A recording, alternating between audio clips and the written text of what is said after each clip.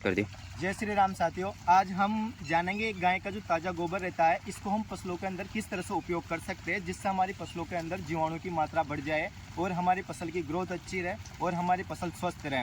तो ये ताज़ा गोबर रहता है हमारे गाय का रहता है, देशी गाय का जो ताज़ा गोबर रहता है ये इसकी जो मात्रा लेते हैं हम, जैसे 1 बीघे के अंदर हम 30 किलोग्राम ताज़ा गोबर चलाते हैं हम हर सिंचाई के साथ में। ये जीवाणु कल्चर के रूप में लेते हैं और इसका नाम दे रखा है हमें जीवाणु कल्चर। तो इसको हम 3 तरह से उपयोग कर सकते हैं फसलों के अंदर।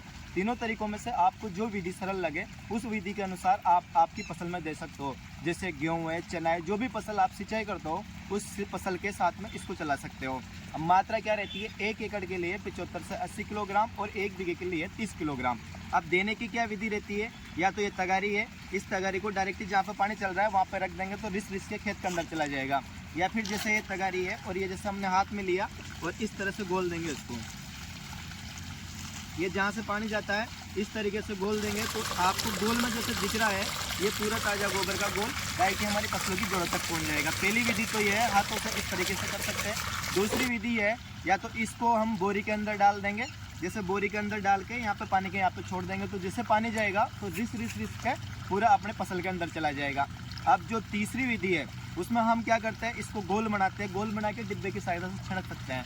अब चौथी जो विधि आएगी वो अभी अपने खेत के अंदर आपको दिखाया कि पहले वीडियो में तो हमने डायरेक्ट ही पाइप के वहाँ से दिया। अब जो अपनी विधि रहेगी उस विधि के अंदर उसकी तरह नहीं करना चाहते हो, आप डायरेक्टली हाथ से करना चाहते हो तो ऐसे छोटे छोटे लड्डू बना के अपने खेत के अंदर डाल सकते हैं। या फिर इसको गोबर को ऐसे हाथ में लेना है और ऐसे छिड़कना है ताकि ये क्या पूरा का पूरे अपने हाथों से हिट जाए। ये जैसे ये पूरा का पूरे छोटे छोटे टुकड़े बन के लड्डू के माध्यम से इधर चला जाएगा फील्ड के अंदर। और जैसे ही जैसे अपन ने छोटे छोटे लड्डू डाले हैं तो पानी की सहायता से घुल जाएगा और घुलने के साथ में अपने पौधे की जड़ों तक मिल जाएगा।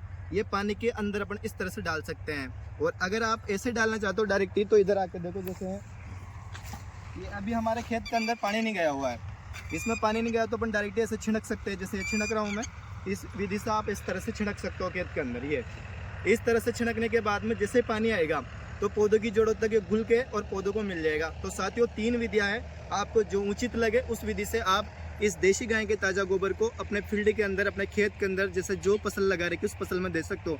बस आपको ध्यान रखना है इसको चलाने के बाद में पानी चलना जरूरी है। ठीक है, धन्यवाद साथियों।